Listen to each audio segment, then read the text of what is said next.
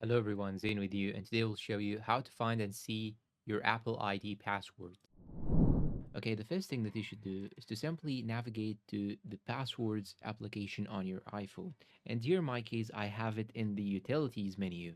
So in the utilities section or the utilities group, go and click on passwords. And after you click on passwords, you want to search for Apple. And here, as you can see, you will find the first option right here.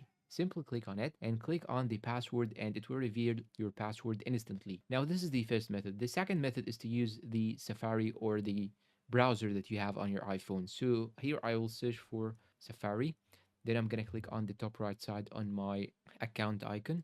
Then you want to go and click on manage your Google account. Then you want to go and click on the magnifying glass in the middle top section right here. Then you want to search for password manager and click on password manager security. Then when you scroll down a little bit, here you can see the apple.com and you can click on it and reveal your password. And that's all for today's video. If you find it helpful, please support us with like, subscribe, comment, share. Thank you for watching and goodbye.